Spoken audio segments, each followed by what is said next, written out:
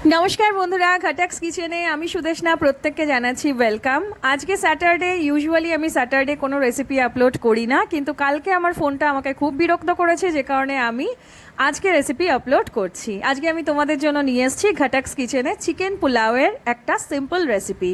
सामान्य समयेर मध्येई एटा आमरा तैरि करे नेब आज।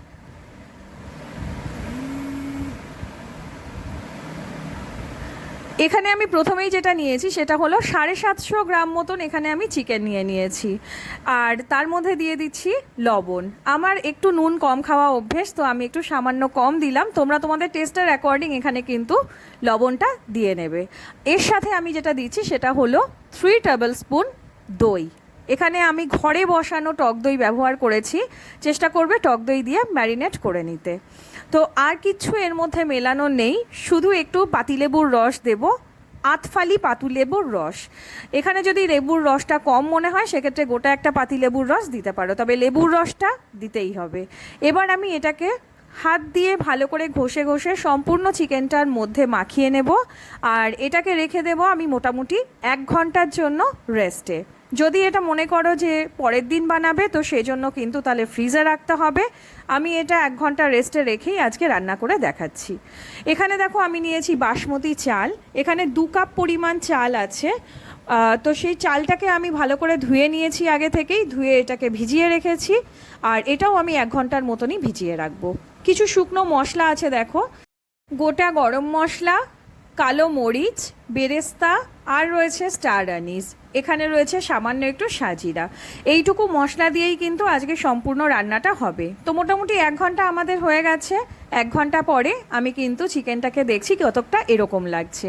এবার এখানে আমি দিয়ে দেব আগে থেকে যে বেরেস্তাটা ভাজার যে তেল ছিল সেই তেলটা। তোমরা কিন্তু চাইলে এখানে নর্মাল সাদা তেল ব্যবহার করতে পারো, আমি এখানে বেরেস্তা ভাজার তেলটাই ইউজ করছি আজকে। তো এখানে মোটামুটি আমি তেল দিয়ে দিয়েছি 1/3 কাপ পরিমাণ, আর এর মধ্যে দিয়ে দিলাম প্রথমেই যেটা সেটা হলো তেজপাতা। তারপরে শুকনো যে গরম মশলাগুলো আগে থেকে দেখালাম সেগুলো সম্পূর্ণ একে একে এর মধ্যে দিয়ে দিয়েছি। গ্যাসের ফ্লেমটাকে মোটামুটি মিডিয়াম টু লোতে রেখে অপেক্ষা করব ভাজা হওয়া পর্যন্ত। তারপরে আমি কিন্তু আগে থেকে ম্যারিনেট করে রাখা চিকেনটা এর মধ্যে অ্যাড করে দিলাম। এই সময় অবশ্যই গ্যাসের ফ্লেমটা থাকবে হাইতে।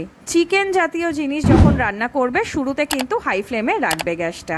আর দেখতে দেখতে যে সাবস্ক্রাইবার বাটনটা ওপরে উঠে আসলো সেটাকে ক্লিক করে কিন্তু নোটিফিকেশান পাওয়ার জন্য অবশ্যই করে সাবস্ক্রাইব করে নিতে হবে ঘটক্স কিচেন চ্যানেলটাকে। এবার দেখো এখানে অ্যাড করে দিলাম আদা রসুনের পেস্ট, উঁচু 2 চামচ। এটাকেও কিন্তু চিকেনের সঙ্গে একসাথে আমি ভালো করে কষিয়ে নেব।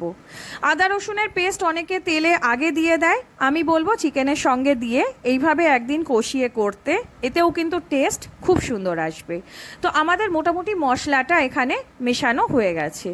এবার আমি এটাকে আর কিছুক্ষণের জন্য নাড়ব। মোটামুটি আমাদের এই ফুল প্রসেসটা করতে 8 থেকে 10 মিনিট মতন লেগে যাবে।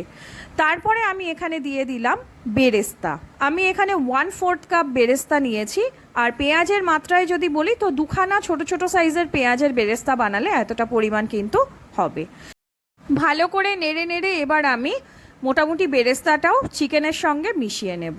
এইভাবে যদি পোলাওতে চিকেনের সাথে বেরেস্তা দিয়ে রান্না করা যায়, চিকেনের মধ্যে যে একটা সুন্দর ফ্লেভার চলে আসে সেটা কিন্তু পোলাও জিনিসটার স্বাদটা আরও বাড়িয়ে দেয়।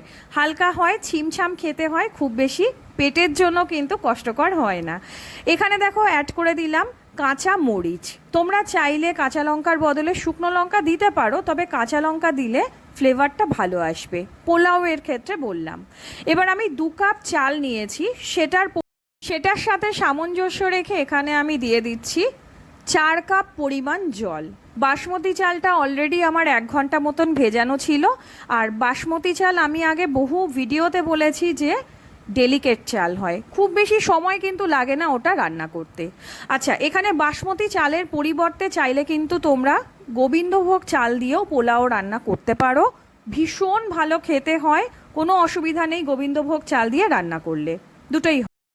মোটামুটি 5 মিনিট মতন ঢাকা দিয়ে আমি এটাকে মিডিয়াম টু লো ফ্লেমে রেখেছিলাম চিকেনটাকে। চিকেন সেদ্ধ হতে খুব বেশি সময় লাগে না, আমি সেই কারণে চিকেনটাকে সম্পূর্ণ কিন্তু রান্না করে তারপর চালটা দেবো না, চিকেনটা কাঁচা কাঁচা থাকা অবস্থাতেই কিন্তু আমি এখানে ভেজানো চালটা দিয়ে দিচ্ছি। তো এই চালটা দেওয়ার পরে খুব হালকা হাতে আমরা কিন্তু এটাকে আরও একবার নেড়ে ঢাকা চাপা দিয়ে রান্না হতে দেব। এটাকে তোমরা 1 পট মিল হিসাবেও কিন্তু রান্না করতে পারো। এটা কিন্তু 1 পাকের রান্না, আর খুব কম সময় লাগে, খুব বেশি জিনিসও যে লাগে সেরকম নয়, ঘরে থাকা কতগুলো মশলা দিয়েই কিন্তু এটা বানিয়ে ফেলা যায়। এখানে আমি দিয়ে দিলাম উঁচু উঁচু 2 চামচ ঘি। ঘিটা কিন্তু পোলাওতে ভীষণ ভালো একটা সুগন্ধ আনে, টেস্ট তো অবশ্যই ভালো করে, তো ঘিটা কিন্তু দিও। এখানে 2 চামচ ঘি দিয়ে আমি আরেকটু নেড়ে নেব এটাকে, আর তারপরে এটাকে ঢাকা চাপা দিয়ে রান্না হতে দেব মিডিয়াম টু লো ফ্লেমে মোটামুটি 10-12 মিনিটের মতন। তারপরে কিন্তু আমাদের চালগুলো সম্পূর্ণ সেদ্ধ হয়ে যাবে আর গোটা গোটা থাকবে। এর বেশি কিন্তু রান্না করলে চালটা কাদা কাদা হয়ে যাবে, পোলাওটা কিন্তু ভালো লাগবে না খেতে। খুব হালকা হাতে খুন্তি দিয়ে আমি এটাকে হালকা হালকা করে নেড়ে নিচ্ছি। এই সময় কিন্তু চালটা এখনও ভেজা, এর ভেতরে কিন্তু একটু একটু ঝোল এখনও রয়ে গেছে, চিকেনের যে জলটা আমরা ব্যবহার করেছিলাম সেটা। তো যখন একটু ঝোলটা টেনে আসবে সেই সময় কিন্তু আমরা এটাকে নামিয়ে নেব, আর তার আগে একটু দিয়ে দেবো এর ওপরে পাতিলেবুর রস আর মোটামুটি 1 চামচ মতন চিনি।